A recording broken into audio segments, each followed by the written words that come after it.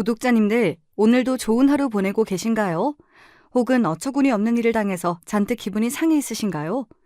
저 역시 이런 날이건 저런 날이건 여기에 와서 힐링하고 가는 애청자 중 한 사람입니다. 이번 제 사연을 들으시면서 한 번쯤 웃고 가시면 좋겠다는 마음으로 이렇게 여러분 앞에 섰어요. 그럼 지루하지 않도록 바로 이야기 열차 출발해 볼게요. 밤 10시가 다 된 늦은 밤. 오늘도 어김없이 우리 집 삼총사 남자들은 집을 나섰습니다. 자, 어디 오늘도 우리 동네를 지키러 떠나볼까? 지나가는 제3자가 보면 채, 자기들이 뭐라고 된다고 저런데? 하고 비웃으실 수 있겠지만 세 분은 저에게 슈퍼맨보다 더 영웅과 같은 사람들인걸요. 소설 삼국지에서 복숭아나무 아래에서 세상을 구하겠다고 결의한 유비, 관우, 장비처럼 보였다면 어쩌면 제가 너무 억지를 부리는 것인지도 몰라요. 그렇지만 전 삼총사를 진심으로 좋아하고 응원하고 있습니다. 아, 맞다. 도대체 이 세 사람이 누구냐고요? 첫 번째 의인은 바로 제 아버지십니다. 우리 아버지는 젊은 시절 태권도 유단자로 동네에서 이름을 좀 날리셨다네요. 특히 자기 힘만 믿고 자랑하고 약자를 괴롭히는 남자를 혐오해서 상대가 몇 명이든지 아버지는 그들을 제지하고자 들이대셨다고 들었어요. 아버지의 3대1 무용담이라던가 엄마의 한숨 섞인 사고이라는 밤이 새도 모자랄 지경이죠. 지금 60대의 연세지만 골목길에서 교복 입고 담배 피는 중고생 무리를 아직도 지나치지 못하시니 말 다했죠. 세상이 어떻게 돌아가려는지 후미진 골목도 아니고 이제는 벌건 대로변에서 사내고 계집이고 학생들이 담배를 뻑뻑 피고 앉아있더라. 내가 가서 이 녀석들아, 지금 피는 담배 연기가 너희들에게 얼마나 해로운 줄 아느냐? 하고 훈계했지. 예전들 같으면 쟤 혼자 뭐라고 중얼거리든 내 앞에서 담배는 끄고 다른 데로 갔었는데 요즘 것들은 그냥 나를 째려보면서 이러더구나. 어르신, 험한 꼴 당하기 싫으면 가던 길이나 가세요. 네? 저 할아버지 도망났나 봐. 세상 무서운 줄 모르시네? 여보, 요즘 애들이 얼마나 흉악한데요. 그러다 애들이 덤비기라도 하면 어쩌시려고. 그래서 걔들 피해서 오셨소? 피하기는 날 무얼로 보고서. 놈들한테 등산 스틱을 들이대면서 내가 담배 계속 피울래, 이 할아버지 꼬챙이에 얼굴 찔려볼래 하니까 씨땡 어쩌고 욕지거리 하면서 다른 곳으로 가더구나. 요즘 그게 문제야. 막 나가는 어린애들한테 어른으로서 목소리 높이는 사람이 하나 없지. 그러니까 나라도 해야 해, 나라도. 아버지가 나이도 지긋하시고 몸도 예전 같지 않잖아요. 요즘 애들은 예전과 달라서 수틀리면 아무리 어른이고 해도 그냥 들이받는다고요. 제발 의협심 좀 접으시고 그런 일은 그냥 지나치세요. 그러다 잘못 드실까 봐 정말 걱정이네요. 70이건 80이건 내 이 마음을 꺾으려면 저승사자라도 와야 할 거야. 하는 수 없다. 이렇게 생겨먹은 걸 어떻게 하냐? 다칠 때 다치더라도 내 뜻대로 하다 죽어야지. 안 그럼 나 화병 나서 더 일찍 세상 뜰 거야. 이렇게 대꾸하시고는 여전히 온 동네 학생들 금연금주를 위해 계도하고 다니십니다. 자식으로서 이런 아버지가 걱정되지만 지금 세상에 이런 어르신이 어디에 있나요? 남이야 어떻든 나한테 피해만 오지 말아야 하고 가는 게 상책인 요즘 시류인걸요. 우리 아버지는 한결같이 사명감을 가지고 주변 학생들을 훈육할 뿐 아니라 어려운 처지의 학생들에게 도시락을 보내주고 학비를 돕는 등 선행을 지속하고 계세요. 저도 결혼 전까지는 아빠가 후원하는 보육원에 함께 가서 봉사활동을 하곤 했습니다. 이런가 하면 삼총사 중 두 번째는 바로 제 남편입니다. 우리 남편도 아버지 못지않은 의협심으로 똘똘 뭉친 사나이 중의 사나이입니다. 제가 우리 남편을 그의 정의심 때문에 만나게 되었는걸요. 27살 시절 출근길 지하철 영등포역 부근을 지나던 때였어요. 제 엉덩이 쪽에서 갑자기 아주 불쾌한 느낌을 받았습니다. 오전 8시 부근이면 한참 러시아워로 지하철에 사람들이 콩나물 시루처럼 빽빽하게 모여 뒤엉켜 있는 광경을 연출하죠. 어쩔 수 없는 일이라고 하지만 이렇게 불쾌하고 이상한 촉감은 예산일이 아니었어요. 바로 치안이 저를 뒤에서 노리고 있던 것입니다. 여러분은 막상 이런 상황에 닥치면 소리 지르고 도와달라고 하실 수 있을 것 같으신가요? 저도 그렇게 생각하고 살아온 여자이지만 그저 어떻게든 몸을 거기서 빼내고 그 치안에게서 떨어지고 싶은 마음뿐이었습니다. 하지만 이미 사람이 꽉 차 있는 지하철에서 전 옴싹달싹 할 수가 없었어요. 이미 제 둔부에 스친 것은 치안 손만이 아니었습니다.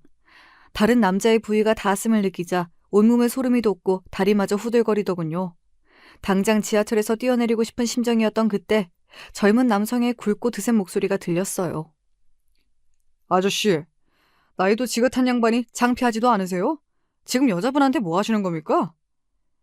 그리고 그 남자는 바로 제 뒤에 밀착하고 있던 치안의 손목을 잡아 비틀었습니다. 아, 이건 놔! 요새 젊은 것들은 그냥 노인한테 막 대드는군. 내가 뭘 어쨌다고 이러냐, 이 새끼야! 넌 네 부모한테도 그러냐? 그때 저는 아차 싶어서 정신을 가다듬고 그 치안 노인네에게 소리쳤어요. 당신이 아까부터 내 엉덩이 만졌잖아요. 내가 그 증인이고 피해자니까 엉뚱한 소리 말고 당장 내려요. 경찰서에 가자고요! 우리 부모님은 당신처럼 똥구멍으로 나이만 먹은 분들이 아니라서 말이죠. 오히려 당신 같은 사람 있으면 가만두지 말라고 가르치셨죠. 우리의 이야기를 들은 주변 승객들이 웅성대면서 그 치안에게 비난을 같이 퍼부었어요.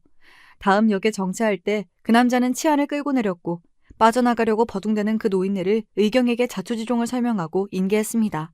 저는 의경들에게 제 연락처를 주면서 동조했어요. 그리고 절 구해준 그 남자에게 허리 굽혀 감사 인사를 드리고는 그 지하철역에서 나왔습니다. 그날의 기억은 정말 아찔했지만 뜻밖에도 미래 제 배필을 만나게 된 계기가 되었던 것이죠. 도와주었던 남자는 제 핸드폰 번호를 어떻게 알았는지 저에게 연락했지 뭐예요. 어제 일로 너무 놀라서 어디 몸 상하신 데는 없는지 궁금해서 연락드렸습니다. 그냥 남자로서 솔직히 말씀드릴게요. 안양역에서 타실 때부터 뒷모습이 예쁘셔서 지켜보고 있었습니다. 그래서 그 노인네가 이상한 짓 하는 것을 저도 모르게 보고 말았는데 그만 참지 못하고 제가 난리까지 피워버렸네요. 많이 놀라셨습니까? 제가 좀 불의를 보면 못 참는 성미라. 하지만 그렇게 드센 놈 아니고요. 내 여자한테는 한없이 부드럽고 자상한 사람입니다, 저. 그 남자의 솔직한 고백이 귀엽고 또 우리 아빠랑 닮은 것도 같아서 마음에 들었습니다. 우리는 10개월의 만남 끝에 저랑 같이 한 입을 덮고 사는 사이가 되어버렸죠. 남편도 어려서부터 합기도를 배우고 못된 사내를 응징할 때만 무력을 써왔다고 해요. 세상에 떠도는 말로 남 도와줘봤자 손해다 하면서 제가 자제시키곤 있지만 타고난 의협심은 어쩔 수 없는 것 같습니다. 그러다 보니 우리 집에 인사 와서 아버지랑 술을 몇 번 마시더니 두 사람은 어느덧 절친한 사이로 거듭나고 말았어요. 저 없이 두 분끼리 술 마시고 대화하는 장면은 흔한 일상이 되었죠. 단순한 장인과 사위관계가 아니라 뜻이 맞는 남자 둘이 인연을 맺게 되어 신이 나 보였습니다. 그런가 하면 여기에 한 분이 더 와서 드디어 대한민국 의인 삼총사가 결성되는 사건이 일어나고 말았죠. 그 사건은 다름 아닌 양가 상견례 날 벌어졌습니다. 모이기로 한 약속 시간 오후 1시가 넘었지만 어찌된 일인지 남편을 포함한 시댁 가족이 한 번도 오지를 않았어요. 걱정된 마음에 전 식당 문 앞으로 나가 초조하게 기다리기를 20여 분이 지나고 식당 문이 드르륵 열리며 한 부부가 들어오셨습니다. 이미 2차례 예비시댁에 가본 적이 있는 터라 그분들이 시부모님임을 알아볼 수 있었죠. 아버님, 어머님 오셨어요? 그런데 그이는 어디에 있나요? 무슨 급한 일이 있는지 핸드폰 연락도 안 받네요. 그래, 그럴 일이 있었다. 사정은 자체 얘기하기로 하고 어서 사돈 어르신들께 사죄의 말씀을 먼저 드려야겠구나. 시부는 멋쩍은 웃음을 저에게 남기시고 급한 듯이 예약 잡은 방으로 들어가셔서 우리 부모님께 공손하게 머리부터 숙이셨습니다. 안녕하십니까. 제가 형준이 아비 되는 사람입니다. 중요한 약속 앞두고 피치 못할 사정으로 이렇게 늦어서 정말 죄송합니다. 그 옆에는 예비 시모가 고개를 한번 살짝 까딱하고 겸연쩍은 듯 서 계셨지요. 왠지 어머님 심기가 처음부터 불편해 보였어요. 아니요. 죄송하다뇨. 별 말씀을 다 하십니다. 사람이 급한 일이 생기면 다 그럴 수도 있죠. 그런데 남서방은 아직 안 왔습니까? 그 덜 떨어진 녀석은 지금 경찰서에... 뭐라고요? 남편이 경찰서에 있다니? 저는 물론이고 우리 가족 모두 깜짝 놀라고 말았어요. 형준 씨가 그럴 사람이 아닌데 무슨 안 좋은 일이라도 생긴 건가요? 정확히 말하면 우리 형준이는 떳떳한 사람으로 경찰서까지 간 것입니다. 아니, 도리어 세상이 빛과 소금처럼 남을 돕는 진정한 사내지요. 허허허. 그러자 예비 시모는 시부를 가자미 눈으로 한번 흘겨보고선 중얼거리셨습니다. 빛과 소금은 개뿔. 제 아비처럼 오지랖 넓게끔. 어떤 남자한테 맞고 있는 여자를 구해준답시고 휘말려서 지금 다 같이 경찰서에서 조사받는 중이랍니다. 형준이 동생이 같이 있으니까 별일 없이 금방 나올 거예요. 역시 내 사위는 다르구나. 여자를 때리는 남자를 보고도 그냥 지나치면 고추를 확 떼어버려야지. 그런 중대차한 일을 하느라 늦는 거라면 몇 시간이 지나도 아니 아예 오늘 안 와도 우리는 개의치 않으니 사돈어른 어서 인사를 거두시고 자리에 앉으세요. 아니, 혹시? 가까이 자리에 온 예비시부를 보던 친정아빠는 어찌나 놀라셨는지 동공이 확장되어 잠시 말을 잇지 못하고 한참 보셨습니다. 그리고 그런 친정아빠를 예비시부 역시 계속 보시더니 역시나 같이 놀라셨어요. 그리고 두 분은 동시에 서로의 이름을 외치셨습니다. 혹시 1962년생에 충청남도 서산에서 자랐습니까? 진짜 내 친구 형배 맞아? 그래, 맞아. 너는 저기 정가였어. 아, 이름 기억이 가물하네. 아버지는 반가움에 예비시부를 그만 덥석 안아버리셨지 뭡니까. 이놈아, 고향 불알 친구 이름도 까먹을 정도로 늙었다냐? 나 정중식이다. 두 분은 서로 얼싸안고 어찌나 좋아하시던지요. 한참 동안 이 자리가 어떤 자리인지도 잊으신 채 서로를 만난 반가움을 나누셨습니다. 그리고 궁금해하는 사람들을 위해 양가 아버님의 관계를 두 분이 설명해 주셨죠. 원래 내가 서산에서 나고 자랄 때 함께 지낸 둘도 없는 고향 친구야. 정말 우리 친했었는데 말이지. 그렇지. 내가 그동안 너를 얼마나 수소문하고 찾았는지 아냐, 이놈아? 거의 40년이 넘게 흘렀다.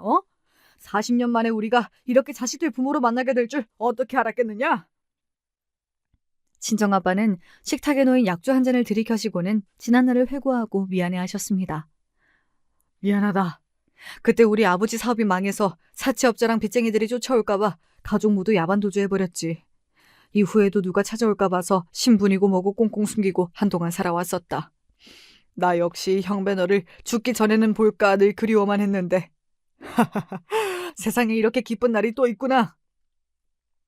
이렇게 두 분은 사돈지간으로 다시 만나서 오래오래 회포를 푸셨습니다. 의협심과 사내의 호연지기를 강조하는 분들답게 세 분은 자주 만나고 의기투합하기에 이르렀지요. 세 사람은 몰려다니면서 동네를 위한 좋은 일도 많이 하셨습니다. 또 술을 좋아하시는 분들이라 새벽녘까지 술 마시며 인의가 상실된 작금의 사태를 비판하고 아쉬워하는 이야기를 주로 나누었습니다. 늦은 시각까지 안주를 해다 바치고 잠도 부족했지만 저나 엄마도 그런 분들의 술자리를 귀찮다고 싫어하지만은 않았죠. 주변의 남자친구들은 술만 마시면 여자 얘기, 연예인 얘기, 그도 아니면 로또나 당첨돼서 흥청망청 살고 싶다는 그런 시답지 않은 이야기들 뿐이었어요. 하지만 양가 아버님들과 남편은 세상을 구하고 싶은 일들을 논하느라 바쁘셨죠. 결혼식을 올리기 전 구정인가에는 남편과 시아버님이 친정집에 오셔서 명절답게 고스톱을 치고 계셨습니다. 에헤이, 이번에도 나는 비박인가? 자네 못 본 사이에 고스톱 타짜가 다 되었구만. 그런데 어쩌다가 자네 발을 다쳤는가? 깁스 같은 것을 하고 있구만. 그저께 밤에 우리 동네 안전지킴이 활동하는데 새벽 1시경 수상한 자가 보여서 쫓다가 그만 발을 접질렀다네. 저런, 심하게 다치진 않았고? 우리 나이에는 뼈도 잘 안 붙는데 걱정이구만. 그나저나 안전지킴이라니 그건 또 뭔가? 예, 장인어른. 각 동네에서 늦은 밤 여성이나 미성년자 등 도움이 필요한 사람들을 안전하게 귀가하도록 도와주거나 경찰처럼 순찰하며 동네를 지키는 활동입니다. 제가 먼저 아버지께 이러한 주민 참여형 치안 강화 활동이 있다고 소개해드리니 당장 하자고 하셔서 우리 부대가 몇 년째 하고 있죠. 코로나 기간에는 잠깐 중지되었다가 다시 시작했어요. 역시 내 사위, 그리고 내 친구답구만. 그런 좋은 제도가 있다니 어떻게 나도 우리 동네에서 할 수 있을까? 아서요, 아버지. 그이랑 아버님은 그래도 두 분이 같이 하시니까 시어머님도 마지못해 보내주시는 거고 아버지 연세에 혼자 다니시는 건 위험해요. 제 만류가 무슨 소용이란 말입니까? 끝내 우리 아버지도 그 동네 안심지킴이 활동을 시작하셨지 뭐예요. 밤마다 순찰 나가는 우리 집 남자들 때문에 걱정으로 잠을 이루지 못하는 날이 많았지만 그래도 그분들은 동네의 자랑이었고 자식들에게 좋은 본보기였습니다. 아직도 세상은 살만하고 사회 정의를 지키고자 노력하는 사람들이 많다는 증거이죠. 유독 남편과 아버님은 우리 친정집에 자주 찾아오셨지만 거기엔 다 이유가 있었습니다.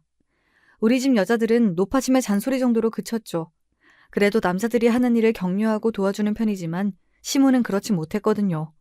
시어머님과 남편의 남동생은 이런 일들을 이해하지 못했습니다. 오죽하면 우리 상견례 자리에서도 자기 남편과 맏아들 비난을 대놓고 하셨겠어요. 우리 집 바깥 양반도 남다른 분이라 사부인께서도 참 걱정이 크시겠습니다. 아유, 제가 전생에 뭔 죄를 지어서 이런 남편의 아들까지 닮았나 모르겠습니다.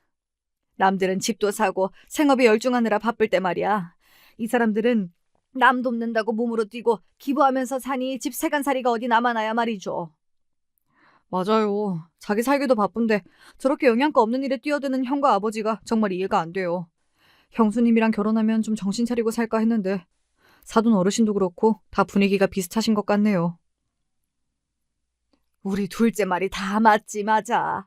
바깥 양반들끼리 저렇게 만나서 앞으로 얼마나 몰려다니고 쓰잘데기 없는 일들을 벌일지 아주 걱정이구나.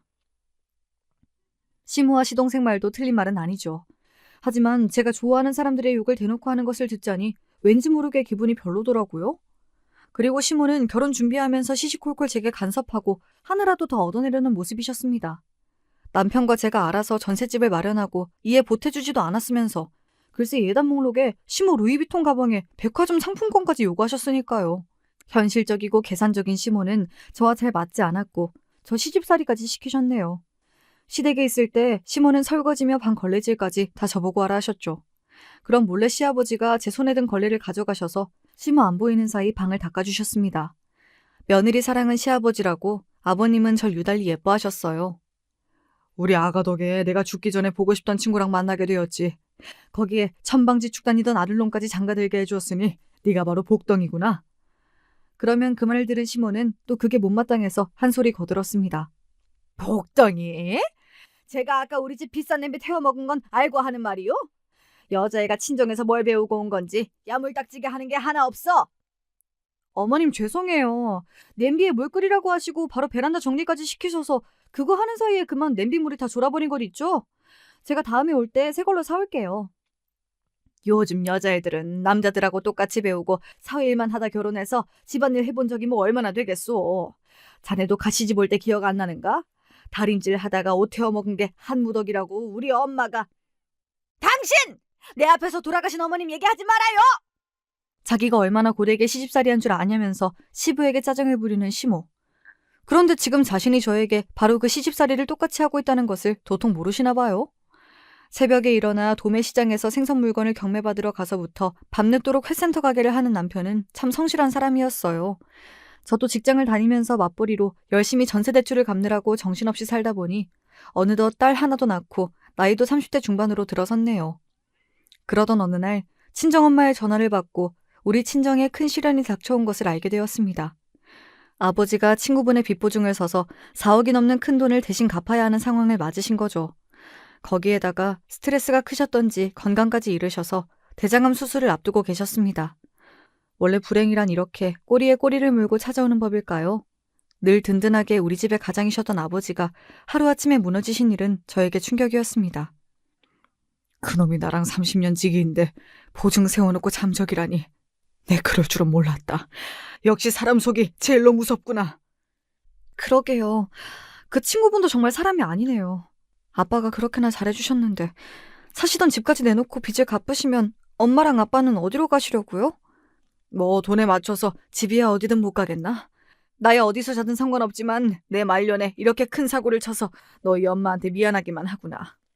친정집에 가서 자초지종을 듣고 나니 제가 어떻게 도와드릴 방법도 생각이 안 나고 참 답답하기만 했죠. 집에 돌아와 남편과 맥주 한잔하면서 친정집에 가서 들은 이야기며 제 속상한 마음을 남편에게 털어놓았습니다. 제 얘기를 다 들은 남편은 남은 맥주를 크게 들이키고선 저에게 대뜸 이랬죠. 돈 때문에 이 동네 떠나셔서 어디 멀리 가시긴 어딜 가시겠어.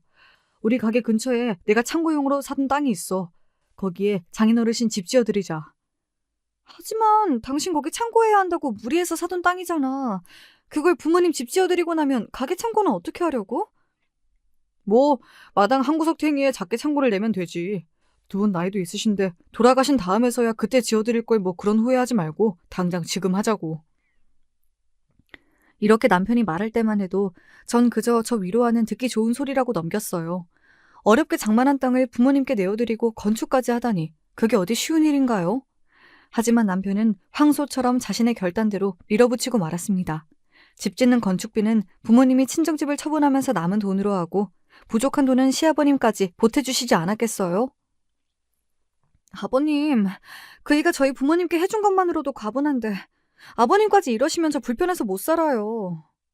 내가 너 봐서 괜한 무리한 건 아니고 남는 돈이 있어서 보탠 것뿐이다. 그리고 내가 중식이한테 신세진 것이 많았어. 어릴 때 우리 집이 참 가난했는데 중식이 어머님이 나 맨날 도시락도 싸주시고 만난 거 생기면 꼭 집에 오라고 아들처럼 챙겨주셨지. 내 살면서 그 은혜 갚을 기회가 이번이지 싶었다. 그러니 날 도와다오. 아버님의 말씀까지 듣고서 전 염치 없지만 남편이 부모님 집을 짓는 일을 적극적으로 도왔습니다. 남편도 이런 제 마음을 아는지 제가 부담을 느낄까 봐서 일사천리로 주택 허가 등 많은 일을 해결했어요. 결국 남편은 3층짜리 부모님 집을 5개월 만에 지어버리고 말았습니다. 세상에나, 이게 우리가 살 집이란 말이니? 돈도 없는 우리 사정에 어떻게 더 대궐같이 좋은 집을 우리 사위가 만들어 주었어? 완공된 그림 같은 집을 보면서 친정부모님은 감격에 겨워 눈시울을 붉히셨습니다. 저 역시 남편에게 고마워서 어쩔 줄 몰랐고 서툴게 감사의 말만 몇 마디 했을 뿐이에요. 하지만 이에 남편은 대수로운 일이 아니라는 듯 말했습니다. 어려우실 때 형편이 되는 사위가 해드릴 수 있으면 하는 거죠. 괜한 마음 쓰지 마세요. 앞으로 아무 걱정 마시고 아버님 건강부터 회복하셔야 같이 안전 지킴이도 하고 약주도 하시죠. 제가 전생에 나라를 구했는가 봐요. 이렇게 마음씨 좋은 남편을 곁에 두고 살다니 말이죠. 앞으로 사는 동안 남편이 허튼 짓이나 실수 좀 한다 해도 혹은 그가 건강과 돈을 잃더라도 전 끝까지 남편 곁을 지킬 겁니다. 그게 제가 해야 할 도리이고 부부간의 의리니까요. 친정부모님은 1층에 거주하시고 2, 3층은 세입자를 들여서 그 월세를 남편에게 매달 보내셨습니다. 남편은 한사코 거절했지만 2주차 받지 않으면 친정집에 올 생각도 말라고 엄포를 놓으신 아버지 덕에 우리는 매달 월세 150만 원을 받게 되었네요. 하지만 친정의 가세가 기운 뒤로 시어머니는 저를 더욱 무시하고 미워하셨습니다. 집이 완공되고 친정부모님은 감사한 마음에 시부모님께 집들이 초대를 하셨는데 시모는 오지도 않고 저에게 전화해서 이렇게 말씀하시더군요. 네가 입장 한번 바꿔서 생각해봐라. 엄연히 내 아들 땅 위에 또 내 남편 돈까지 들어간 내 집과 같은데 거기서 너희 부모님이 호의호식하고 있는 모습을 직접 보고 싶겠어? 괜히 내가 가봤자 좋은 얼굴로 좋은 맛이 못 나가니깐 그저 난 안 가련다. 말씀을 듣자니 서운도 했지만 어머님의 솔직한 심정도 한편으론 이해가 되었습니다. 그렇지만 시모의 서운함은 고스란히 저에 대한 구박으로 돌아오고 말았어요. 사돈집이 사기에 질병에 가뜩이나 기운이 안 좋은데 괜히 우리 아들까지 그 애군이 묻어올까 걱정이다. 너는 처가댁에 그만 좀 출입해라. 엄마도 참. 어려운 때일수록 맞사위인 제가 더 챙겨드려야 아버님이 한시라도 빨리 예전 모습을 찾으시죠. 시아주버님은 사람이 너무 좋은 건지 전후 사정도 없이 따지지 못하시는 건지 재산의 건강까지 잃은 집에 오가면 득될 게 뭐 있나요? 괜히 쌀이라도 사줘야 하고 그 집에서 손 더 벌리려 드는 거 아닐까요? 역시 우리 의사 며느리가 세상 돌아가는 이치도 잘 안다니까. 맞아. 곳간에서 인심 난다고 쥐뿔도 없이 가난한 집에 가봐야 네 호주머니만 가벼워지지. 우리 집 돈으로 그 집 해준 것만 생각하면 지금도 내가 화딱지 난다. 사돈이 2층 월세는 너한테 꼬박꼬박 안 빼먹고 보내고 있는 게지?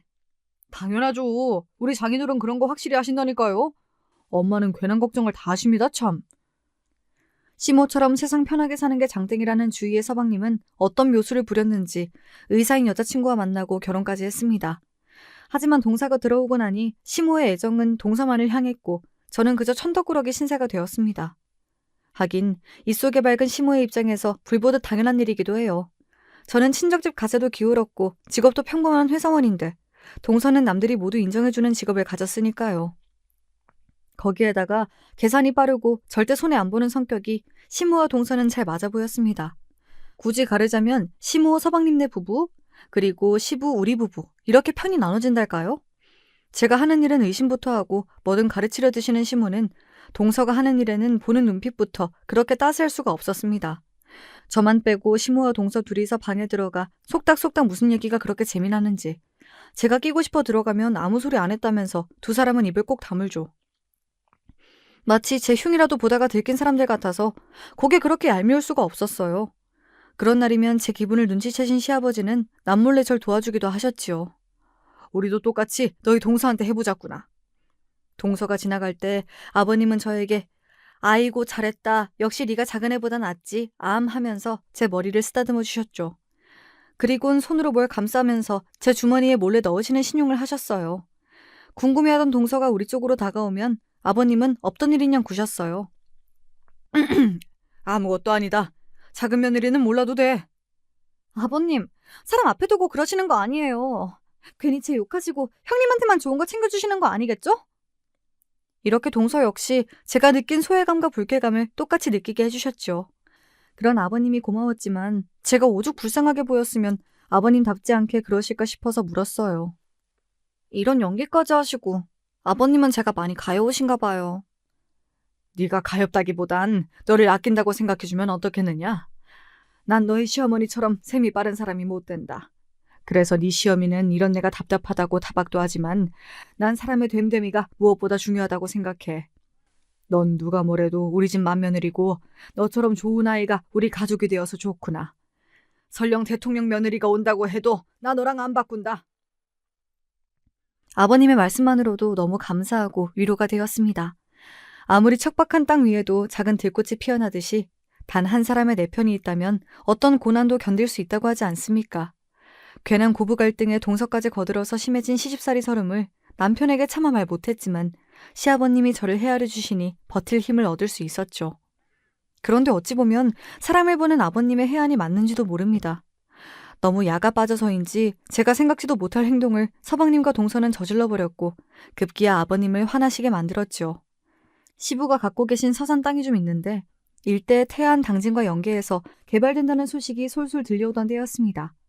우리 부부는 그 땅은 아버님의 것이니 어쩌거나 관심도 없었지만 서방님네 부부는 달랐어요. 시아버님에게 그 시골 땅을 당장 처분하자면서 자주 설득하곤 했죠. 아버지, 지금이 기회예요. 과실수나 심으면서 땅 늘려두면 뭐합니까? 하루라도 빨리 처분해야 그걸로 다른 데 투자도 하고 돈이 더 불어나는 게 투자의 정석이죠. 아직 발 때가 아니야. 내가 그쪽 동네 사정 빠삭한 삼촌통에서 소식 듣고 있는데 아직 더 기다려야 해. 게다가 지금은 내 먼 고종사촌이 거기서 농사 짓고 있다. 갑자기 다른 주인이 나타나면 그 형은 생계가 끊기는 거 아니냐? 아버님, 그분이 꽁으로 남의 땅에 농사 짓는 것이 문제죠. 왜 그런 분들 생계까지 아버님이 걱정하세요? 너는 사람이 그리 못되게 말하면 안 되지. 농사 짓는 시골 사람들은 땅이 없어지면 죽으란 소리랑 같아. 한평생 농사나 짓던 형님인데 내가 급하지도 않은 돈 때문에 당장 죽으라는 소리를 어찌하겠느냐? 너희는 내 땅에 관심 끄고 다시는 땅 팔라는 얘기도 하지 마라. 급기야 화를 버럭내는 시부의 모습에 서방님네는 꼬리를 내려서 포기한 줄 알고 있었죠. 그런데요, 그건 제 착각이었습니다. 시무와 동서가 또 숙덕대더니 어느 날 시댁에 있는 유선전화기로 함께 통화하는 소리를 들었어요. 저도 어쩐 일로 초기 발동에서는 다른 방에 있는 수화기를 조심히 들어서 그들의 통화를 엿들을 수 있었습니다. 그 통화는 긴급하고도 중요한 이야기였기에 전 당장 아버님에게 달려가서 이 일을 고했지요. 그날 노발대발하는 시아버지 아래에 시모부터 서방님 동서까지 모두 납작 엎드려 빌고 말았습니다. 누구냐? 누가 이딴 짓을 하겠다고 나선 게야? 제발 용서해주세요, 아버님. 제가 병원 개원하느라 목돈이 필요하다고 남편이랑 어머님이 벌이신 일에 하는 수 없이 동참한 것뿐이에요. 뭐라고? 야! 네가 제일 먼저 이 생각을 내서 우리를 모았잖냐? 여보, 이 여우 같은 것이 거짓말하는 거예요. 난 얘 설득에 넘어가서 당신 인감도장을 몰래 빼준 죄밖에 없다고요. 그렇게 돈독하던 시모와 동서의 사이는 이런 식으로 서로 일러바치고 다시 없는 원수지간이 된 것 같았죠. 이들이 공모한 일의 사정은 이러했습니다. 서산 땅을 평당 40만 원에 사겠다는 부동산 업자가 나타나자 이들은 아버님 몰래 땅을 팔고자 했던 것입니다. 시모는 아버님의 인간도장을 몰래 빼돌렸고 동선에는 그 매수인과 계약하려고 부동산 사장과 매수인을 만나는 일을 벌였죠. 이들과 부동산 사장이 나눈 대화를 제가 엿들은 덕분에 그들의 계획은 수포에 돌아간 것입니다. 이런 대담한 짓을 벌인 시모와 서방님네 부부를 시부는 크게 혼냈고 그 노여운 감정이 오래가서 한동안 동서나 서방님도 시댁에서 쥐죽은 듯 지내야 했을 정도였어요. 왜냐하면 그 사람들이 몰래 팔아먹으려 했던 그 땅은요. 그해 12월 이미 평당 100만 원도 넘었거든요. 만약 그때 업자에게 넘겼다면 시댁에서 땅을 치고 후회했을 일이죠. 제 덕분에 계약을 멈출 수 있었다면서 또 불제 내의 불효를 막았다면서 아버님은 저에게 두고두고 고마워하셨습니다. 하지만 이 일 때문에 시모는 더욱 동서만 감싸고 돌고 동서도 저를 상대해주지도 않았습니다. 어머님, 형님 요즘 살찐 것 같지 않으세요? 얘가 둔하잖냐. 자기가 돼지가 되어가는지도 모를 게다 아마. 저는요, 예전과 달리 요즘은 결혼하고 애기 낳고 살아도 여자는 항시 자기 관리를 해야 한다고 생각해요. 네 말이 맞다. 걔가 너처럼 똑똑하기를 하니 너처럼 중한 일 하느라 바쁜 것도 아니고 퍼질러만 있으니 저리 살만 뒤룩뒤룩 찌지. 이 둘의 대화는 놀랍게도 제 뒷담화가 아니고 마치 절 투명인간 취급하면서 절 앞에 두고 조롱했던 대화입니다. 정말 기가 차지 않으세요? 좋은 일 해놓고 도리어 저에게 화풀이하는 시모와 동서가 참 미웠습니다. 그래도 제가 뭐 어쩔 도리는 없었고 똥이 무서워서 피하냐는 마음으로 무시했더니만 오히려 그들의 악행은 점차 심해졌지 뭡니까. 자손이 잘 되려면 조상님들 모시는 제사부터 정성을 들여야 하는 거야. 이런 말씀을 달고 사시는 시부는 종손으로 제사 모시는 일을 중요시하는 분이었어요. 재래시장에서 좋은 생선과 고기를 당신이 직접 고르시고 음식 준비 하나하나 신경 쓰셨죠. 제가 시집 들어와서부터 시모 옆에서 열심히 제사를 도우며 몇 해 동안 20번이 넘는 제사를 치러냈죠. 그런가 하면 동서는 지난 제사 때부터 시부에게 한 소리 들었습니다. 시모는 저에게 하는 것과 달리 동서만큼은 제사 준비해서 열애시켰거든요. 저만 부엌에서 바쁘게 일하고 동서는 놀고 있으니 그 광경을 지켜보던 시부는 동서를 부엌으로 데리고 가서 전을 부치라고 직접 지시하신 겁니다. 나는 이번 제사에는 꼭 막내 며느리가 직접 부친 전을 먹어보고 싶구나. 그런데 똑똑하신 의사 양반이 집안일에는 어두우신 모양이죠. 노릇노릇하게 간단히 부치기만 하면 되는 전을 시커멓게 태워먹은 거죠. 8살짜리 우리 민서도 그보단 잘하겠지 싶었네요. 그때 자존심이 상했던 모양인지 이번 제삿날의 동서는 시댁에 와서 저를 보자마자 봉투 하나를 툭 던지더군요. 요즘 진료가 많아서 제 손목이랑 팔이 영 안 좋아요. 사람 살리는 일을 하는 저 같은 사람이 전떡이나 붙이다가 손 다치면 안 되죠. 형님한테 일당을 드릴 테니 혼자 좀 하세요. 100만 원. 이 정도면 도우미한테 주는 일당의 10배는 되니까 충분하죠? 어쩜 우리 며느리는 통도 크다야. 첫째는 좋겠다. 어차피 할 일 의사 동서 덕에 과분한 용돈까지 받으면서 내 하고 넙죽받고 더 열심히 해야겠지? 저요. 돈보다 사람이 먼저라는 우리 아버지 밑에서 자랐던 존심은 살아있는 여자예요. 내가 100만 원에 손 아랫 동서한테 이런 취급을 받을 순 없다고요. 싸가지 없는 동서에 거기에 맞장구 치는 시모까지. 거기서 그만 울컥하고 말았습니다. 울음을 참고 뛰쳐나가서 시댁 대문 밖에 서 있었어요. 그런데 어느샌가 시부가 절 지켜보시고는 말을 거셨죠. 첫째야, 제사 준비가 많이 힘들지? 시부모가 제사를 깐깐히 시키니까 너무 고되더냐? 아니요, 그게 아니라요, 아버님. 다정한 아버님 말씀에 저도 모르게 서러움이 물밀듯 몰려와 눈물을 쏟고 말았습니다. 아버님은 묵묵히 제 어깨를 토닥이시면서 달래주셨어요. 동서에게 시모가 있다면 저에게는 아버님이 계시니 그나마 위안이 되었죠. 그래서 방금 부엌에서 겪은 일과 그간의 모든 당한 일들을 시부에게 일러 바쳤습니다. 제 이야기를 들으시며 혀를 끌끌 차시던 시부는 결연한 모습으로 말씀하셨죠. 아무래도 안 되겠구나. 내가 세상의 불의를 참지 않겠다며 밖에서 애쓰는 사람인데 정작 우리 가정이 이렇게 근본이 없어서야 쓰겠냐? 오늘부터 이 집안의 질서를 바로잡을 것이다. 이날부터 아버님은 큰 마음 먹고 대대적인 집안개혁을 강행하고 말았어요. 아버님은 모든 시댁 식구들 앞에서 이렇게 선언하셨습니다. 우리 동네 지킴이 하는 해병대까지 나온 내가 가정이 돌아가는 꼴을 그냥 둘 수가 없어. 우리 집 법도를 다시 세우겠다. 위아래 서열 분명히 지키고 누구에게나 공평한 집안을 만들 것이야. 만약 그 질서에 어긋난 자가 있다면 벌금도 물리고 경찰처럼 제재를 가할 것이니 그리 알거라.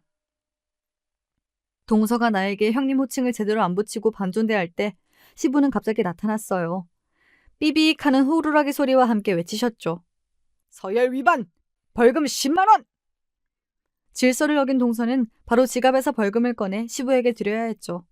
또 시부는 앞으로 제사 준비는 본인이 직접 총괄하겠다고 나섰어요. 당신은 오래 고생해왔으니 두 며느리에게 맡기고 이제 쉬구랴. 제사는 우리가 알아서 할 테니 아예 부엌에 들어오지 마. 그러니 시모의 입은 귀에 걸릴 수밖에 없었죠. 이 얘기에 당황한 동서는 시모를 붙잡으며 어머님이 계셔주셔야죠. 아버님이랑 있으면 저한테 일 엄청 시키신단 말이에요. 그래, 내가 너희 시아버지에게 잘 얘기해두겠다. 너는 공부하느라 바쁘네라 이런 일 잘 못한다고. 하지만 이 시애미는 나가라는데 어쩌겠느냐. 형님 의지하면서 둘이 잘 해보려무나. 이미 신이 난 시모는 이렇게 동서의 애원에도 불구하고 당장 외출해버렸습니다. 자기를 감싸줄 시모도 없고 자기 편도 없으니 동서는 시무룩해 있었어요. 하지만 시부는 해병대 교관처럼 동서와 저에게 해야 할 일을 각각 지시하셨고 원래 이런 일에 익숙했던 저는 일사불란하게 움직였습니다. 그렇지만 동서는 달랐죠. 시댁에 와서 제대로 일을 한 적도 없으니 뭘 제대로 하겠어요. 저는 프라이팬에 까맣게 눌러붙도록 놔두고 나물은 저 세상 갈 뻔하게 짜게 만들어버렸으니 시부의 호통은 마르질 않았습니다. 야야, 똑똑한 아이가 이렇게밖에 못하겠냐? 너희 형님이 하는 걸 잘 보고 따라하란 말이다. 아버님, 저도 잘해보려고 노력하고 있는데 꼭 그렇게 형님하고 비교하셔야겠어요? 비교라니? 내가 언제 첫째랑 너를 비교했다는 거냐? 그건 너희 시애미가 해온 짓거리지. 매번 너만 걸레질도 빼주고 부엌에도 안 부르지 않았냐? 시댁에 와서 하는 제사 준비가 이토록 신명났던 적은 없었습니다. 전 그간의 체중이 한꺼번에 내려가는 통쾌함을 느꼈죠. 하지만 동서도 만만치 않은 상대였습니다. 시부에게 당한다고만 생각했던지 다음 시댁 모임부터 발걸음을 하지 않더군요. 왜 안 하냐는 시모의 질문에 서방님은 난처해하며 다른 이유를 둘러댔지만 모두 알고 있었죠. 우리 남편만 빼고요. 그리고 시부는 솔직하게 그것을 드러내셨습니다. 늘상 제 시어머니 보호만 받고 형님은 무시하더니 내가 제사 준비 조금 시키니까 그 꼴에 못 당하겠던 모양이지 뭐. 그게 무슨 말씀이세요? 이놈아, 내 아들이지만 넌 어찌 그리 둔하냐? 우리 집 와서 네 아내만 맨날 부엌대기처럼 일하고 둘째 며느리는 의사라고 너희 엄마가 손에 물 한 방울 안 묻히게 했지. 시모는 그런 오해하지 말라며 부정했지만 시부는 말씀을 계속 이어가셨습니다. 어디 그뿐이냐? 둘째가 모든 집안일 다 하라며 식모 취급하며 첫째한테 돈 봉투까지 내밀었지 뭐냐. 그동안 본가에서 제가 이런 취급을 당하는 줄 몰랐던 남편은 놀라서 저를 보고 물었어요. 여보, 그동안 이런 일까지 당해놓고 도대체 왜 내게 이야기하지 않았던 거야? 신혼 초기에 남편이 제 편드는 말 한 번 했다고 어머님이 더 날 싫어하시고 당신도 엄청 혼내셨잖아. 그리고 당신도 나에겐 남편이지만 그보다 먼저 어머님 아들이야. 자기 엄마 욕하는 아내를 좋아할 남편이 세상에 어딨겠어. 당신은 우리 부모님한테 그렇게 잘해주는데 나도 못지않게 시부모님께 잘하고 싶었단 말이야. 서러움에 한 줄기 눈물이 흘러나왔고 남편은 그런 제 얼굴을 자기 품에 파묻었습니다. 바보야, 너무 착해서 탈이다 당신은. 아무리 그래도 그렇지 우린 부부야. 엄마가 어쩌시든 세수씨가 어쩌든 다 나한테 일러바치고 같이 욕이라도 해야 당신 속이 풀리지. 당신 혼자 참는다고 능사가 아니니까 이제 나랑 우리 아버지에게 맡겨봐. 알았지? 남편의 호언장담은 빈말이 아니었어요. 동서가 시댁에 자꾸 오지 않자 시부와 남편 그리고 우리 친정 아빠까지 동서의 병원에 쳐들어갔으니까요. 설마 하니 동서를 혼내주려고 삼총사가 뭉쳤냐고요? 아니요, 그 반대입니다. 위기에 빠진 동서를 구해주기 위해 저 삼총사가 나선 거예요. 그날 시댁에서 서방님은 동서가 시댁에 오지 않은 또 하나의 이유를 털어놓았죠. 뭐 아버님한테 삐져서 그런 것도 있지만요. 요즘 그 사람 병원 일로 골치 썩고 있답니다. 지난달 교통사고 당해서 온 환자가 있었는데 경미한 타박상 등을 자꾸 크게 부풀려서 진단서를 써달라며 고집부리는 거예요. 보나마나 보험료 많이 타먹으려는 수작인 걸 알고 아내가 딱 잘라서 거절했는데 그 뒤로 한 번씩 병원에 와서 아내 욕을 하고 난동 부리고 있어요. 오늘도 여기 오는 길에 또 그 환자가 왔다며 병원 간호사들 호출받고 급히 병원에 간 거예요. 동서가 이런 난처한 일을 겪고 있다는 것을 알고 다음 그 환자가 방문한 날 삼총사가 출동했던 것이죠. 그리고 후일담을 남편에게서 듣게 되었어요. 우리가 딱 병원에 들어서니까 50줄 되는 남자가 막 우통을 까면서 행패를 부리더라. 아마 병원에 의사며 간호사며 다 여자들만 있으니까 쉽게 보고 그러는 거지. 우리 셋이 가서 자중하라고 호통치니까 처음엔 움츠러들더니 눈이 돌아서 아예 우리 보고 어쭈? 너희들끼리 뭉쳐서 날 어떻게 해볼 작정인데 그래 쳐라 쳐! 하면서 무작정 들이대는 거야. 열받은 우리 아버지가 때리려고 손을 올리는데 장인어른이 그 손을 맞고선 이러셨어. 아이고 아이고! 이 자식이 늙은 나를 암까지 걸린 나를 패는구나. 죽겠다 야! 이렇게 장인어른이 헐리우드 액션으로 맞는 척을 하니까 그 환자가 당황하기 시작했지. 그래서 나도 막 그 사람 팔로 내 얼굴을 치도록 억지로 움직이면서 바닥에 나뒹굴었어. 나도 죽겠다고 엄살 부리면서 말이지.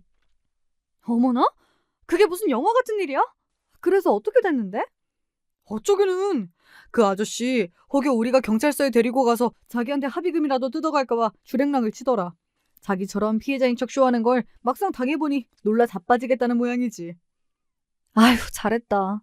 모두 진짜 현명하게 잘했어. 괜히 그 사람 때려눕혀서 세 분이 폭력 사건에 휘말릴까봐 나 너무 걱정했잖아. 아버님들이랑 나도 나이가 몇인데 우리 이제 주먹만 쓰고 힘자랑하는 철없는 시절 지났어. 아, 그리고 재수 씨한테서 곧 연락이 올 거야.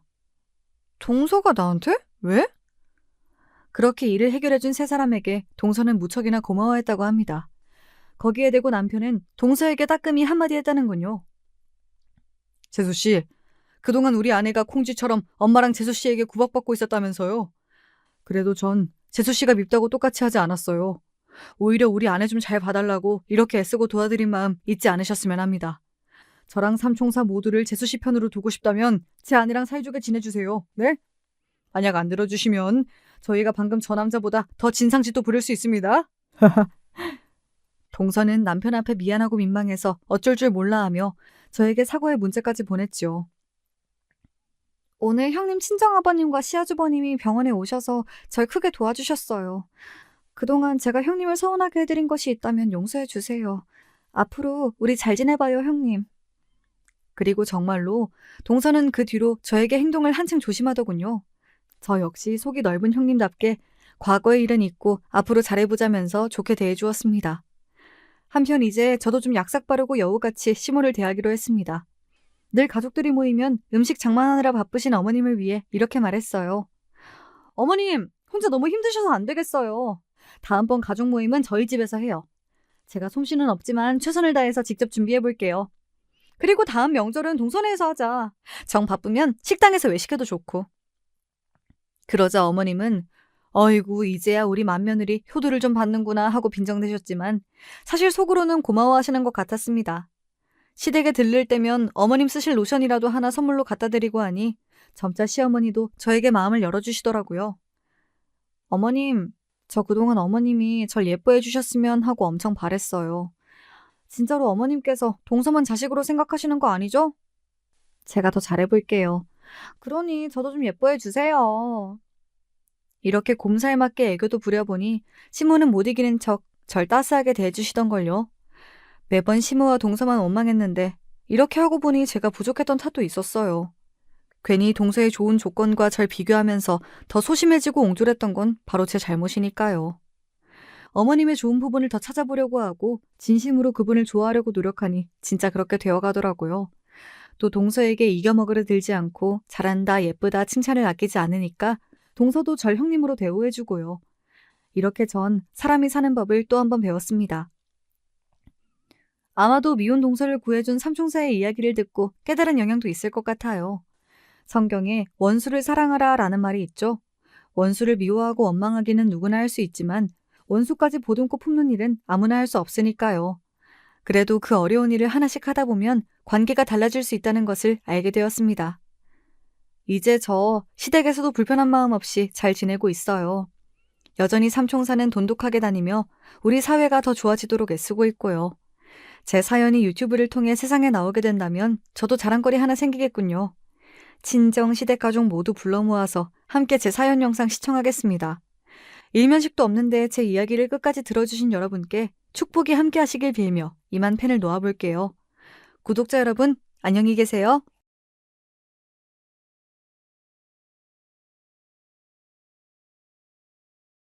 안녕하십니까. 저는 서울에 거주하며 평범하게 나이를 먹어가고 있는 남자입니다. 사람 나이가 40 정도가 되면 더 이상 세상의 유혹에 흔들리지 않게 된다 하여서 마흔을 불혹이라고 칭한다고 하잖아요.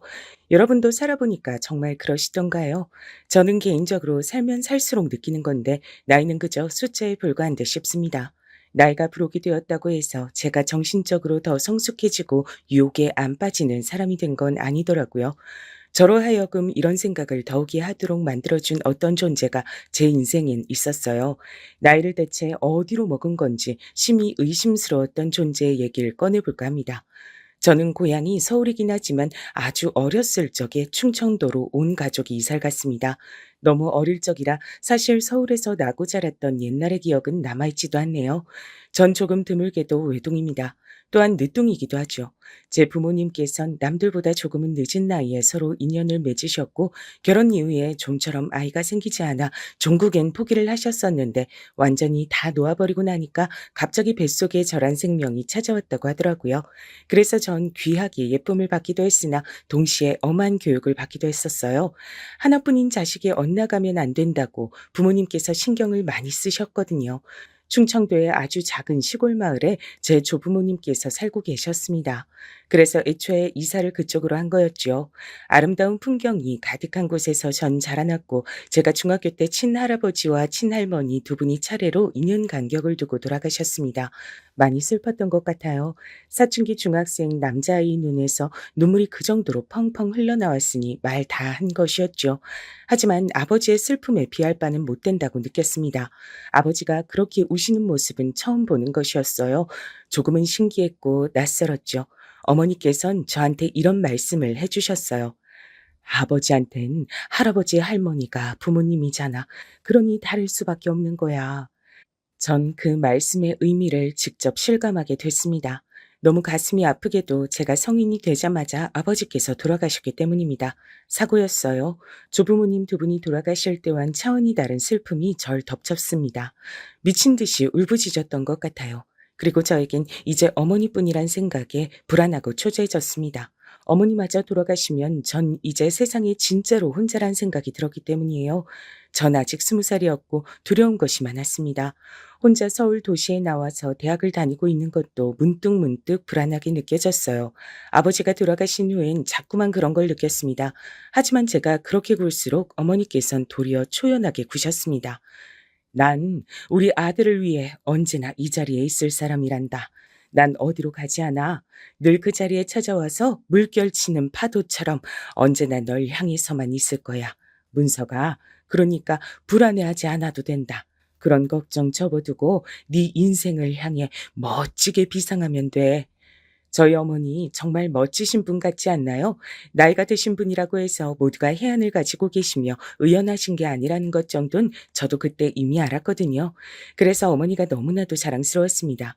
제가 대학을 졸업하기 전 어머니께선 거처를 조금 더 시골 깊숙한 곳으로 옮겨가셨어요. 전부터 근방의 섬으로 들어가 생활하고 싶다고 하셨었는데 그 바람을 이루신 것이었죠. 늦은 나이에 절 낳으신 만큼 어머니의 연세를 생각하자면 원하시는 대로 하게 두는 편이 가장 좋은 것 같았습니다. 언제든지 어머니의 바람을 들어드리려면 제가 열심히 해서 돈을 모으는 방법이 최고였죠. 그런 생각으로 죽도록 취업시장에 문을 두드렸더니 제가 원하던 수준의 좋은 직장에 들어갈 수 있었습니다. 시골 출신이 거기까지 출세를 한 것이죠. 열심히 직장을 다니고 돈을 벌고 또 모았습니다. 그렇게 살다 보니 홍기가 차서 결혼을 하게 됐는데요. 전 주변에서 운 좋은 놈 소리를 들으며 결혼을 했답니다. 아는 저보다 좋은 대학을 나온 것도 아니었고 직장도 아르바이트 수준이었는데요. 얼굴이 예쁜 편이었어요. 그리고 아내의 언니인 제 처형이 엄청나게 잘 되는 당시에 하도 유명해서 연예인들도 심심찮게 방문을 하던 카페 사장이었습니다. 이게 바로 대박이었던 것이죠. 처형의 남편인 제 형님께서도 꽤 괜찮은 직장에 재직 중이셨고요. 장모님과 장인어른 두 분은 오랜 별거 중이셨는데 사실상 이혼이나 다름없다고 설명을 들었습니다. 장인어른께 공공연히 만나는 다른 분이 계시다는 것 같았어요. 대신에 그 대가로 장인어른께선 별거 생활을 시작할 때 재산의 거의 대부분을 장모님께 넘겨주셨고요. 그걸로 장모님은 계속 생활을 해오실 수 있었던 건데 처형의 카페가 대박을 치는 바람에 아주 수준이 여유롭게 되셨던 것이죠. 그래서 저는 복에 겨운 결혼을 한 놈이 됐습니다. 아내는 변덕이 심하고 기본적으로 성질이 좀 드센 편이었어요. 전 웬만하면 수도분하게 맞춰주는 성격이었기에 궁합은 그럭저럭 잘 맞았답니다. 냉장고에 저거 장아찌 뭐야? 혹시 어머님이 만들어주셨던 저번에 그거야? 맞아. 난 입맛에 너무 잘 맞아서 계속 조금씩 먹고 있었어. 아, 그랬구나. 난 또 뭐라고. 갖다 버려도 되는 건 줄 알고 잠깐 좋아할 뻔했네. 당신은 은근히 우리 어머니가 해준 반찬을 안 좋아하더라. 근데 잘 먹을 때는 또 잘 먹잖아. 솔직히 맛은 있어.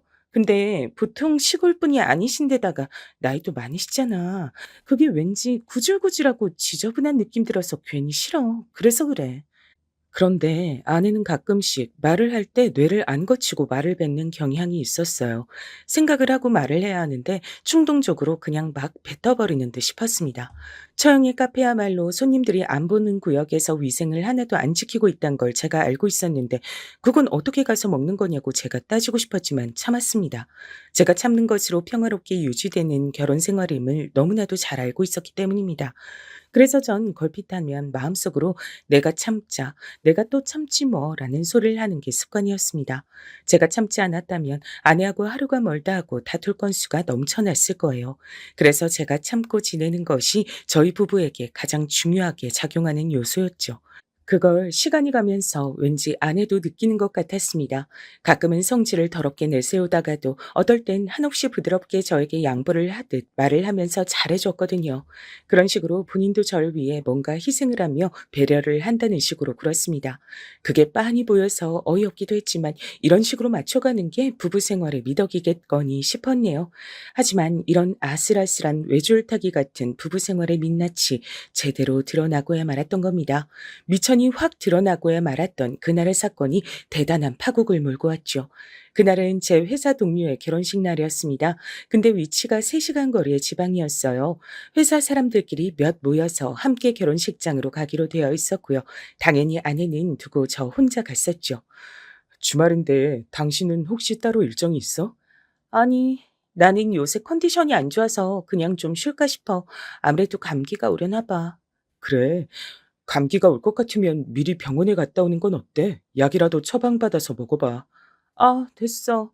주말이라 이른 오전부터 병원 시끄럽게 웃는 애기들이 바글바글 거릴 거 생각하면 머리만 더 아파져. 1시간 기다리고 1분 상담 받고 나오느니 안 가는 게 낫지. 당신은 내가 혹시라도 당신한테 감기 옮길까 봐 그러는 거지? 아니라고는 못하겠다. 당신이 워낙 전적이 여러 번이잖아.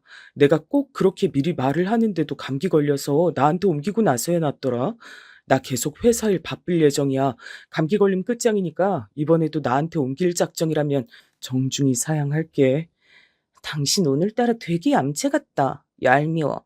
난 아프면 이번엔 우리 엄마한테 나 간호해달라고 할 거야. 당신한테 안 징징거릴 테니까 쓸데없는 걱정 안 해도 돼. 언니네 카페 일손 도와줘. 조카들 돌봐줘.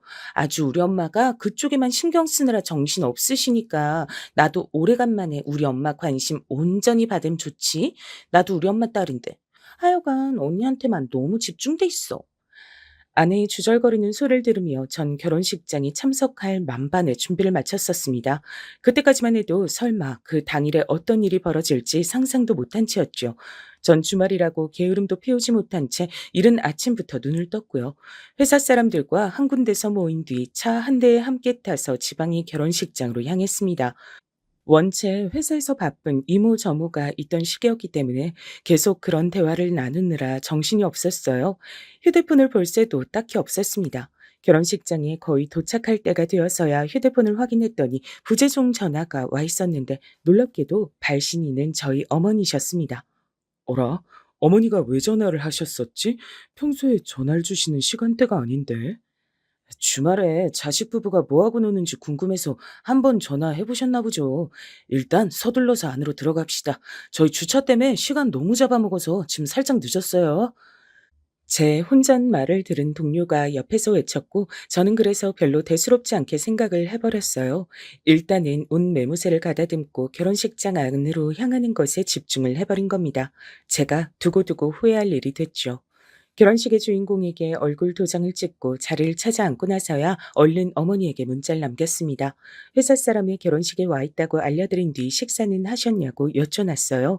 그러고 나서 결혼식을 보느라 잊고 있다가 잠시 후 휴대폰을 확인했는데 어머니로부터 답장이 없었습니다. 대체로 짧게 응, 우리 아들 이런 식으로 답장을 꼭 보내시는 분인데 왠지 평소답지 않다는 생각이 들었어요.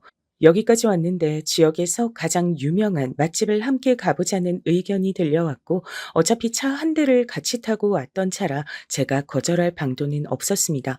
이것도 회사 일의 연장선이라고 할 수 있었으니 까라면 까야 하는 법이었죠. 다른 곳으로 이동을 하면서 자꾸만 저는 속에 찝찝한 기분이 들었어요. 말로는 설명이 불가능한데 묘하게 제 신경을 뭔가가 건드리는 느낌이었습니다. 그래서 장소에 도착하자마자 살짝 옆으로 빠져서 어머니에게 전화를 걸었죠. 뭘 하시느라 휴대폰도 확인 안 하고 계신 건지 직접 여쭤보고 싶었습니다. 그러나 어머니의 휴대폰은 꺼져 있었어요. 전원이 꺼져 있다는 안내 음성이 들려온 순간 왠지 심장이 철렁 내려앉는 것만 같았습니다. 저는 아내에게 문자를 남겼습니다. 여보, 어머니가 나한테 전화하셨었는데 내가 못 받았어. 지금 전화해보니까 휴대폰이 꺼져 있다고 하네. 혹시 어머니가 당신한테도 연락을 하셨을까? 몇 분이 지나자 아내에게서 답장이 왔는데, 아니, 연락 없으셨는데 였습니다. 그래서 저는 오히려 별일 아니라고 생각을 하려고 했죠. 어쩌다 보니 휴대폰이 꺼져버렸다고 밖엔 설명이 안 됐습니다. 휴대폰의 성능이 안 좋아진 걸 수도 있었어요. 그런 생각을 하면서도 제 표정이 어둡자 회사 사람들이 무슨 일 때문에 그러냐고 물어봤습니다. 저는 이유는 모르겠으나 괜히 어머니 때문에 걱정이 된다 그랬죠. 멀리 시골 사시고 나이 많으시고 혼자 사시고 이러면 괜히 아무 일 없어도 문득문득 걱정되고 그러더라. 다들 똑같아. 근데 대부분은 별일 없는 경우니까 휴대폰 하나 가지고 드물게 꺼져 있다 해서 너무 그렇게 신경 쓸 필요 없어. 이따가 어련히 연락 먼저 주시겠지. 그렇겠죠. 제가 늦둥이라서 어머니 연세가 많으시다 보니까 쉽게 별별 생각이 다 드네요. 어머니가 건강하게 오래오래만 사셨으면 좋겠어요. 저도 이제 다 큰 어른이 돼서 사회생활 중인데도 어머니만 생각하면 아직 애 같네요. 어머니 돌아가시면 허전하고 슬퍼서 전 안 될 것 같아요. 제가 머쓱하게 답을 하면서 속내를 밝히자 다들 저를 향해 보기와는 다르게 효자났다고 하면서 반쯤은 놀려댔어요. 그런 분위기에 취해서 전 걱정이 갑자기 찾아들었던 것처럼 갑자기 모든 걱정을 내려놓고 즐거운 시간을 보냈습니다. 그것이 불효인 줄도 모르고 잘도 그렇게 여유로운 시간을 실컷 보내버렸어요. 서울에 도착한 뒤 대략 30분 정도면 집에 도착할 것 같다고 아내에게 문자를 전송했습니다. 그러고 나서 회사 동료들과 헤어진 뒤 제 차에 올라타던 바로 그때였어요. 걸려온 전화를 무심코 받아든 제가 온몸에 소름이 훅 끼치고 말았습니다. 네, 여보세요? 네, 뭐라고요? 파출소요? 어디 파출소인데 저한테 전화를 주셨죠? 네, 어머니요? 제 어머니요? 지금 거기 정말 제 어머니가 와 계시단 겁니까? 아니, 대체 이게 갑자기 무슨 일인지. 네, 일단 알겠습니다. 제가 바로 그쪽으로 갈게요. 저희 어머니 잘 좀 부탁드리겠습니다. 전화는 파출소에서 걸려온 것이었는데 들어보니까 그 위치가 저희 부부의 집에서 7km 가량 떨어진 곳이었습니다. 전 그곳에 파출소가 있는 줄도 모르고 살았는데요. 도대체 이게 어떻게 된 일인가 싶어 우선은 서둘러 그곳으로 향했어요. 그랬더니 정말로 제 어머니가 그곳에 계시는 게 아니겠어요? 어머니, 저예요. 저 왔습니다. 아이고, 문서가, 우리 아들 왔니? 아이고, 내가 미안하다. 내가 머리가 옳게 안 돌아서 어디로 가야 할지도 모르겠고, 갑자기 날도 어두워지기 시작하니까 어디가 어딘지도 구분이 안 돼서 이리저리 헤매버렸다. 내가 미안하다, 우리 문석이. 나 때문에 고생스러워서 어떡해. 그런 말씀 마세요, 어머니. 길 잃으실 수도 있는 거죠. 근데 딴 데로 어디 안 가시고 이렇게 파출소로 오셔서 다행이에요. 이제 겨울이 다 돼서 해 떨어지면 추운데 천만 다행이에요. 제가 그렇게 말을 하자마자 자그마한 파출소 안을 지키시며 앉아 계시던 어떤 분이 헛기침을 크게 하셨습니다. 제 시선을 끌려고 그러시는 것 같았어요. 그쪽을 쳐다봤더니 그분이 저에게 하시는 말씀이 순찰을 돌다가 제 어머니를 길에서 발견했다고 하는 겁니다. 딱 봐도 오갈 데 없이 계신 것 같아서 날도 추운데 어르신이 왜 저러시나. 짐을 드신 거 보니까 어디 시골에서 올라오신 것 같기도 해서 일단은 제가 이쪽으로 모시고 들어온 거죠. 아, 저희 어머니가 직접 파출소로 찾아오신 게 아니었어요? 그럼 어머니를 도와주신 거네요. 정말 감사합니다. 덕분에 화를 면했습니다. 저희 어머니가 엄청 멀리 사시는 분이라 오늘 먼 길을 오신 건데 도와주지 않으셨다면 정말 힘드셨을 겁니다. 놀란 저는 얼른 그쪽에 대고 인사를 올렸습니다. 그러고 나니까 이제 의문이 하나둘씩 절 찾아오더라고요. 어머니는 면목 없으시다는 듯 고개를 떨구시며 연신 한숨을 내쉬고 계셨죠. 품에 보따리를 꼭 들고 계셨는데 안을 살펴보지 않아도 자식 부부 주려고 먹을 것을 바리바리 챙겨오셨단 걸 알 수 있었습니다. 어머니, 이제 해도 일찍 빠지는데 연락도 없이 오늘 이렇게 서울로 올라오실 생각을 하셨어요. 아유, 원래 오늘 오려고 며칠 전부터 난 정해놨었는데 너희들한테 연락하는 걸 계속 깜빡했지 뭐니. 어젠 내가 너희들한테 연락을 했다고 착각까지 했단다. 내가 늙으니까 이런 식으로 노망 나나 봐. 이래서 늙음 적당히 그만 살아야 되는데 괜히 우리 문석이한테 걱정이나 끼치고 난 진짜 왜 이러는지 모르겠다. 어머니, 나이 들면 깜빡깜빡 하실 수도 있는 거죠. 괜찮아요. 너무 자책하지 마시죠. 오늘 오시는 것 때문에 오전에 저한테 전화 주셨던 거예요. 제가 지방 결혼식 다녀오느라 정신없어 전화를 못 받았어요. 그 후에 전화 드리니까 계속 전화기가 꺼져 있었고요. 그게 내가 보니까 전화기에 배터리가 다 됐더라. 내가 이걸 또 집에서 배터리를 다 채워 갖고 나왔다고 착각을 해버린 거야. 그러니 미칠 노릇이지. 이 노망난 걸 어쩜 좋으니. 어머니께서 자책의 한숨을 내쉬시는데 가만 보니 몸이 잘게 떨리는 모양이 보였어요. 파출소 내부는 따뜻한 편이었지만 추워하시는 것 같아서 제가 얼른 외투를 벗어 어깨에 둘러드렸습니다. 품에 안고 계시는 보따리를 제가 챙기려고 했는데 한사코 당신께서 들겠다고 하셔서 가슴이 뭉클해졌죠. 어머니, 그래서 저희 집에도 아직 못 가시고 길에만 계시다가 여기까지 오신 거예요? 아, 그럼 길에서 시간을 너무 많이 보내신 것 같은데 얼른 저랑 같이 저희 집에 가요. 가서 따뜻한 보리차 한 잔 드릴게요. 과일도 있으니까 그거 드시면 기운 좀 나실 거예요. 얼른 가요, 어머니. 문서가, 우리 아들, 넌 이 늙은 애미가 미리 연락도 하지 않고 불쑥 이렇게 찾아와서 파출소에서 연락이나 오게 만들었는데 괜찮으니? 내가 걸리적거리고 좀 밉고 그러지? 네? 어머니, 무슨 말씀을 그렇게 하세요? 절대 그럴 리가 없잖아요. 와주신 것만으로도 너무 감사하고 좋은데 오시는 길이 너무 고생스러우니까 그게 마음이 아플 뿐이에요. 어머니, 그런 소리 이제 하지 마시고 저랑 얼른 저희 집에나 가십시다. 얼른요. 전 어머니께서 왜 유달리 감정적으로 구시나 싶었습니다. 컨디션이 안 좋아서 그러신 것으로 생각을 해서 어머니를 얼른 저희 집으로 모시려고 하던 바로 그때였어요. 나는 안 가련다. 난 거기로 안 가련다. 어머니, 저희 집 오시려고 서울까지 올라오신 거잖아요. 근데 갑자기 왜 안 간다고 하세요? 혹시 왜 그러시는지 제가 여쭤봐도 돼요? 집에는 어멈이 있잖아. 네? 아마 그렇겠죠. 당연히 집에 있을 거예요. 제가 오늘따라 정신이 없어서 지금 한참 연락은 못 해봤는데 아마 집에 있을 겁니다. 그리고 사돈도 계시잖아. 사돈이라니요? 누구요? 혹시 저희 장모님이요? 그러자 어머니께서 고개를 끄덕끄덕 하셨습니다. 전 아내가 감기 기운이 좀 있어서 아무래도 그것 때문에 장모님께서 와보셨구나 하는 생각을 했어요. 근데 뭔가 이상하더라고요. 근데 어머니가 그걸 어떻게 하세요? 왜 모르겠니? 너희 집으로 가봤다가 들어갈 방도가 없어서 몸마려운 강아지 마냥 바깥을 왔다 갔다 이리저리 한참을 서성이다가 그냥 발길을 돌렸는데 내가 그러고 나서 여기까지 왔는데 너희 집에 누가 있는지 내가 어떻게 모르겠니? 나이 지긋하게 드신 어머니의 떨리는 목소리를 들으면서 저는 온몸의 피가 차갑게 식는 감각을 느꼈습니다. 어머니께서 저희 집에 다녀오셨답니다. 그런데 못 들어가셨답니다. 문 밖에서 한참을 서성거리시다가 결국은 포기하시고 돌아서셨고 정처 없이 길을 헤매다가 파출소까지 오신 거랍니다. 가을이 저물어 이 추운 날씨에 말입니다. 당장이라도 분노에 손이 떨릴 것 같아 전 애써 그걸 감추고 평정을 가장하며 말씀을 드렸습니다.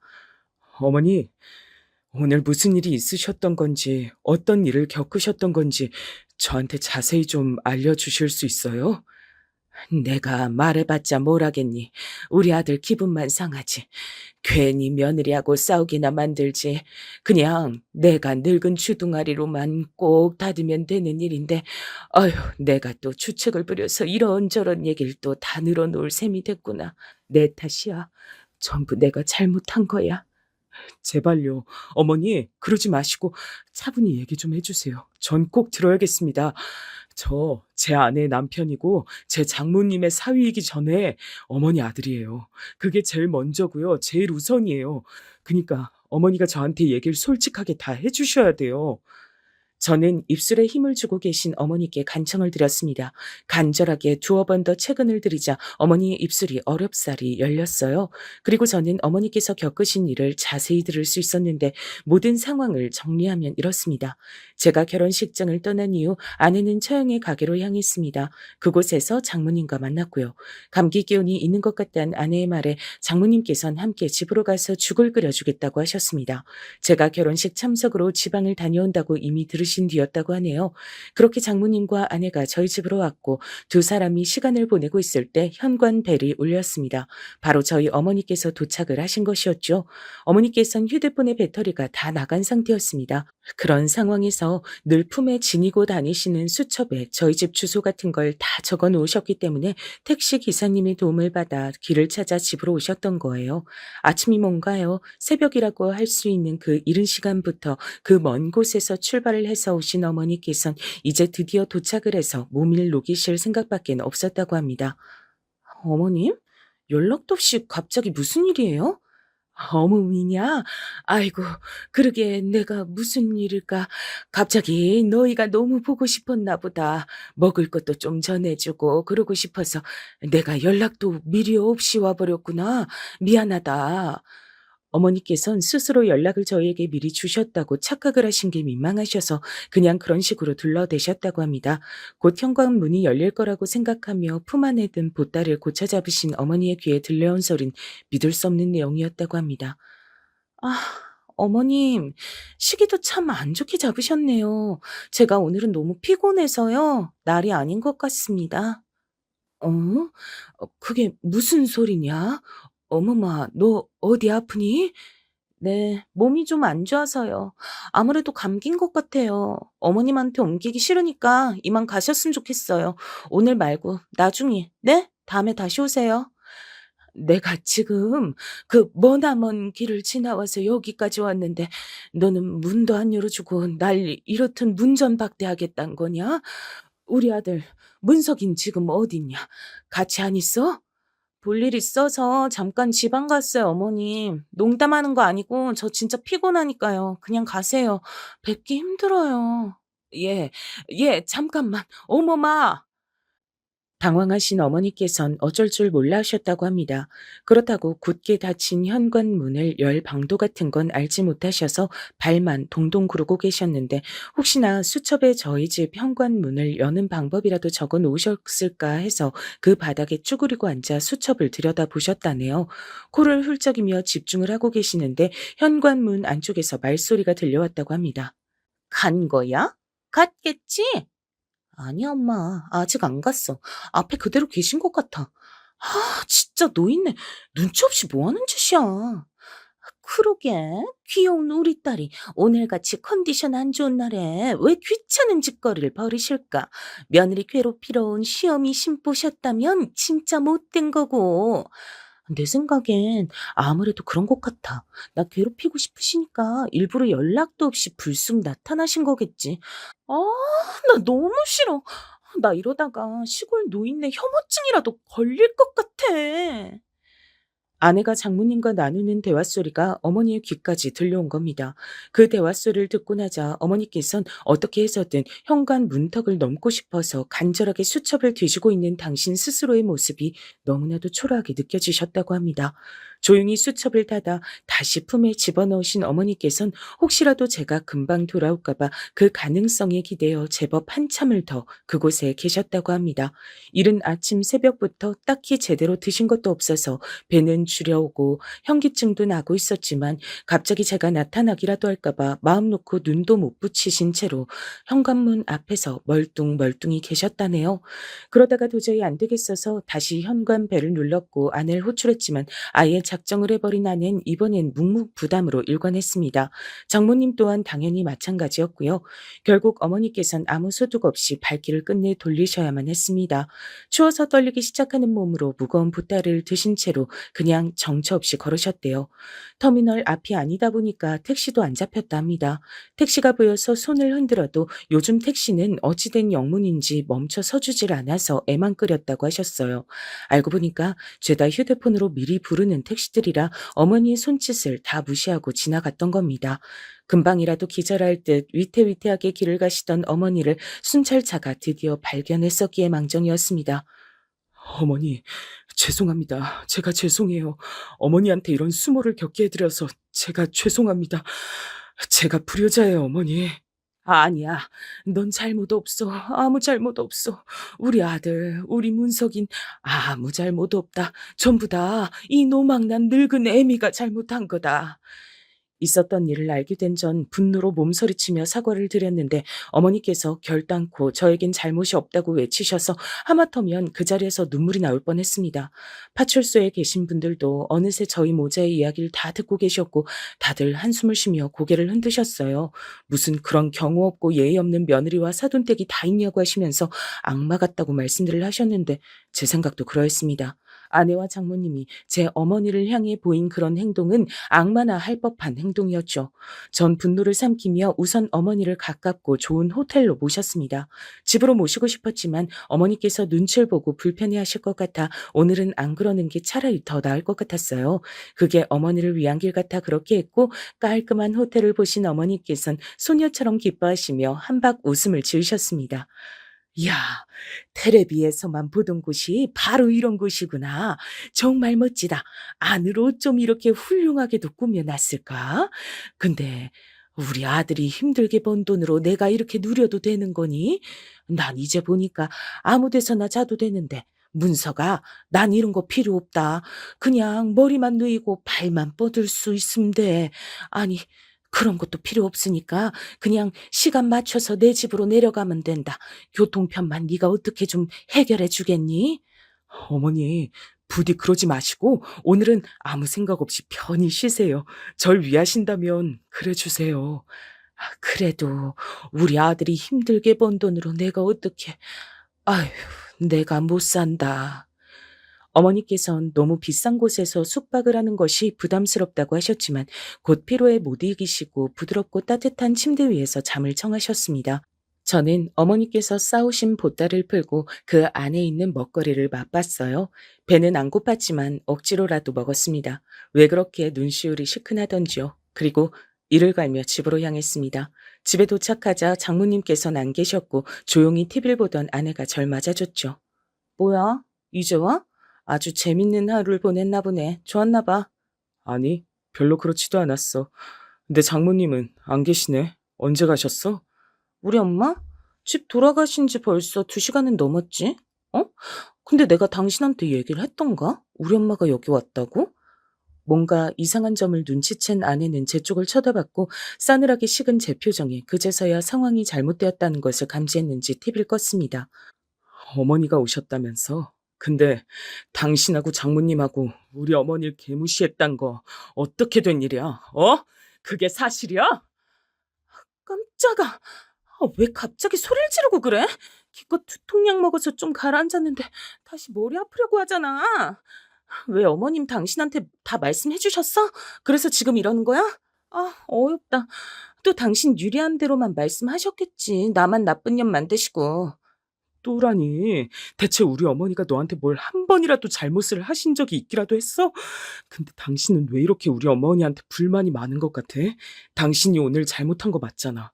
우리 어머니가 오셨는데 집에 있으면서도 문 안 열어드린 거 맞아 아니야? 그것만 정확하게 말해봐. 그래 맞아. 안 열어들었어. 됐어? 나쁜 년이네. 나쁜 년 맞네. 근데 왜 나쁜 년 아닌 척하면서 얘기를 하냐? 생판 모르는 노인이라도 안쓰러워서라도 문 열어줄 판인데 어떻게 자기 시어머니한테 문을 안 열어드릴 생각을 해? 미친 거 아니야? 당신은 노인 공경도 없어? 장모님은 또 뭔데? 당신이 정신 나간 짓거리를 벌이면 어른으로서 그걸 말려야지. 같이 그러시는 건 대체 뭐야? 그렇게 따지지 마. 나 머리 아프니까. 당신은 뭐 나한테 잘했어? 내가 감기 기운 있는데 홀라당 지방에 결혼식 참석하러 가버리는 것에만 신경 썼잖아. 나 걱정하기보단 나한테 감기 옮을까 봐. 그것부터 미리 걱정했잖아. 내가 말을 안 해서 그렇지 속으로 얼마나 서운했는 줄 알아? 원래 사람은 아플 때 당하는 서러움이 가장 큰 법이야. 그 얘기를 지금 왜 하는 거야? 당신도 잘한 거 하나 없다고. 내가 지금 그거 알려주는 거잖아.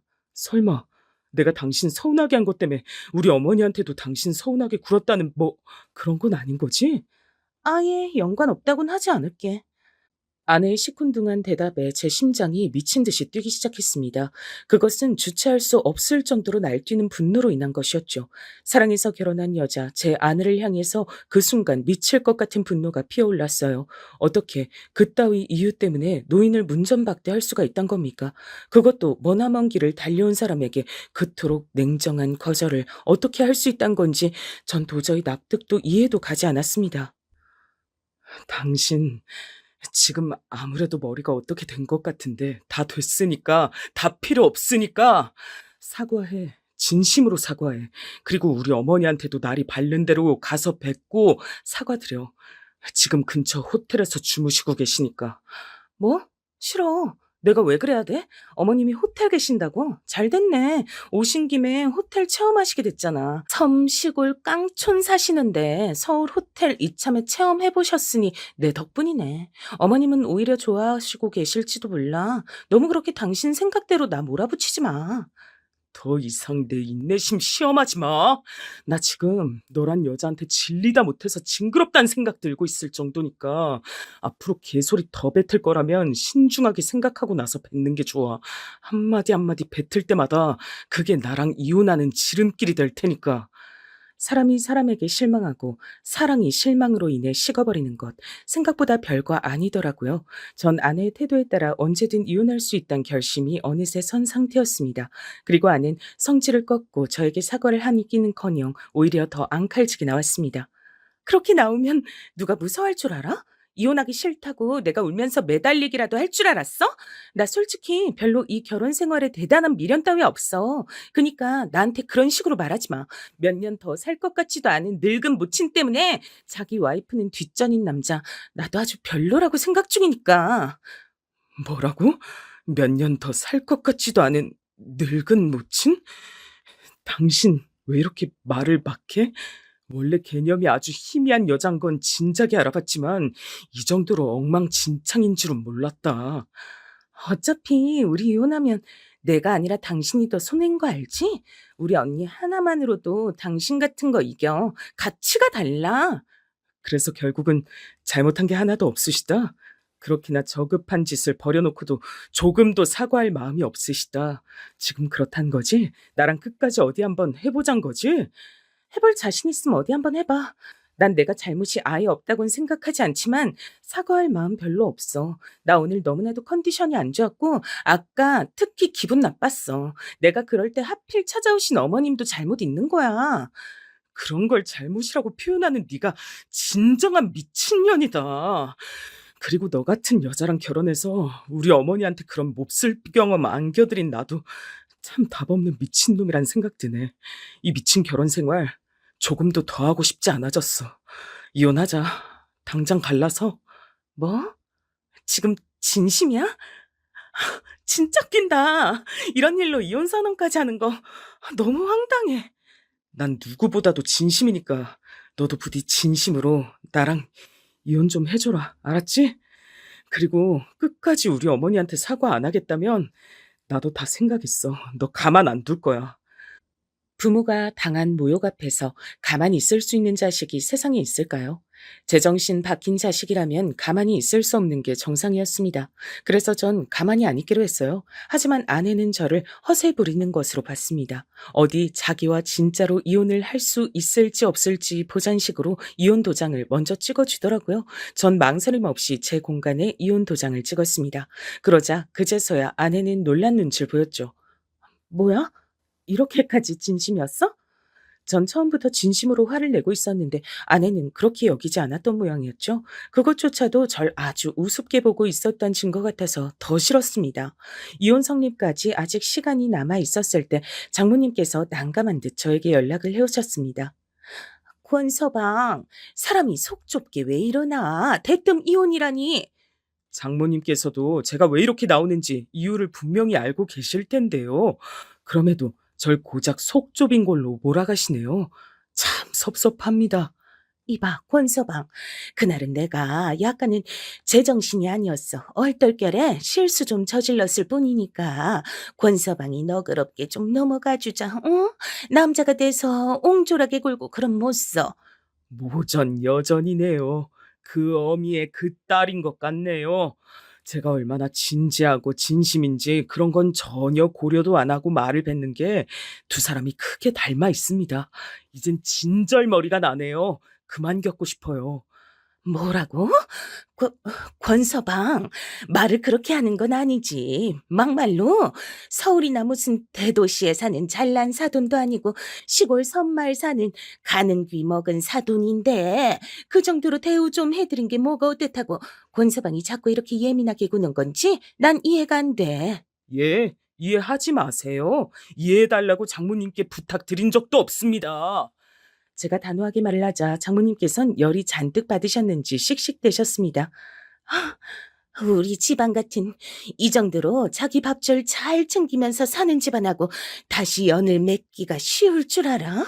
절대 아니니까 권서방이 그때 가서 땅을 치며 후회해도 나는 모르는 일이야.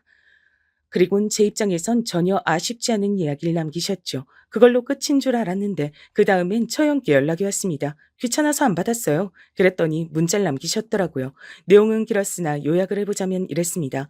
네가 감히 내 동생한테 먼저 이혼을 꺼내? 너 후회할 거야. 지금이라도 반성이 된다면 잘못했다고 빌든가. 이런 내용이었는데요. 어쩜 이렇게 이 집안 사람들은 다 비슷할까 싶어 헛웃음이 나왔고 덕분에 조금의 미련도 없어졌습니다. 어머님께는 사실 이혼하게 됐다고 바로 말씀은 못 드렸어요. 당신 스스로 자책하실까봐 알리지 않고 진행했습니다. 그리고 전 진정한 복수에 돌입했죠. 아내가 잘난 척을 할 수 있었던 것, 처가의 핵심, 그건 바로 처형의 사업장이었지요. 전 전문 인력을 고용해서 그 카페가 위치한 동네에 소문을 퍼뜨렸습니다. 헛소문은 절대 아니었고 진짜 있는 내용의 소문이었죠. 처가 식구들이 얼마나 몰상식하고 패륜적인지 한 내용이었습니다. 입소문, 동네 커뮤니티를 통해 퍼뜨리는 소문 등 방법을 가리지 않았습니다. 그리고 위생 신고, 탈세 신고를 넣었어요. 처형이 주먹구구식으로 위생을 관리하면서도 장사 잘 된다고 뻐기고 있는 것 진작에 알고 있었으니까요. 탈세 문제도 당연히 뻔할 뻔짜였고요. 공무원이 출동하자 처형이 별도리 없이 주저앉았다고 전해지더군요. 그리고 저는 아내의 조카들, 그러니까 처형의 자식들 앞으로 익명의 편지를 보냈습니다. 편지에는 그 아이들의 모친인 처형을 비롯해서 장모님과 아내까지 얼마나 악랄한 성품들을 가지고 있는지 다 적혀 있었어요. 제가 아내에게 들어서 알고 있던 처형이 옛날 추악한 과거 일화까지 집어넣었죠. 자라나는 아이들에게 그것은 가히 충격적이고 부모에 대한 신뢰를 잃는 계기가 됐을 겁니다. 당신이지? 이거 전부 다 당신이 벌이고 있는 짓들이지? 때마침 나 말고도 네 집안에 앙심을 품고 있는 누군가가 움직였을 수도 있잖아. 난 모르는 일이니까 나한테 따지지 마. 그래봤자 소용없어. 그리고 우리 이제 남남인 거 알지? 연락 전혀 달갑지 않으니까 삼가줬으면 좋겠네. 아, 열받아. 아, 약 올라 미치겠네. 지금 우리 엄마 쓰러지셨단 말이야. 우리 언니 가게 문까지 닫고 강제로 쉬는 중이야. 이거 어쩔 건데? 그니까 그걸 왜 나한테 물어봐? 무슨 일인지 몰라도 자업자득인 것 같네. 힘내든지 말든지. 아내가 울분에 차서 연락을 했지만 전 태연하게 반응했습니다. 돈을 주고 고용한 전문 인력들이 흔적이 남지 않도록 훌륭하게 움직여주고 있었으니 제가 자백할 이유는 어디에도 없었죠. 그리고 전 처형의 아이들이 다니는 학교에 마저 처가의 만행을 정리한 내용을 남몰래 뿌렸습니다. 그 학교에 다니는 다른 아이들, 선생님들까지 다 보게 됐고 학부모들의 귀에 금세 들어가게 돼서 소문은 걷잡을 수 없이 안 좋게 퍼져만 갔습니다. 제가 어머니께서 당하신 모욕을 도저히 참을 수가 없었듯 부모 마음이란 게 그랬을 겁니다. 다른 건 어찌됐든 자식에게 끼치는 피해는 도저히 참을 수가 없는 것이죠. 처형은 난리가 났고 장사고 뭐고 간에 다 때려치우고 자식들을 데리고 이사를 가버렸어요. 그게 최우선이었던 겁니다. 그러면서 부부싸움도 심하게 벌인 모양이었고요. 전 아내의 모든 지인들에게 저희 부부가 어쩌다 이혼을 하게 됐는지 내용을 적어서 익명의 이메일을 보냈습니다. 그 효과는 천천히 퍼져갔지요. 이건 사회적으로 완전히 나를 매장하는 거잖아. 우리 가족을 완전히 피말려서 죽게 만들려는 거잖아. 해도 해도 너무한 거 아니야? 이런데도 당신 짓이 아니라고 잡았대? 난 대답해줄 말 없으니까 연락하지 말라고 했잖아. 내가, 내가 잘못했어. 내가 잘못했고, 우리 엄마도 잘못했어. 내가 다 인정할게. 그때 내가 너무 개념 없었고, 싸가지가 없었던 것 같아. 죽을 죄 졌어. 다 인정하고 반성하니까. 제발, 제발 그만 좀 해. 이러다가 사람 죽겠다고. 정신이 나가버린 것처럼 넋이 나가 짓거리던 아내는 오열에 이르렀습니다.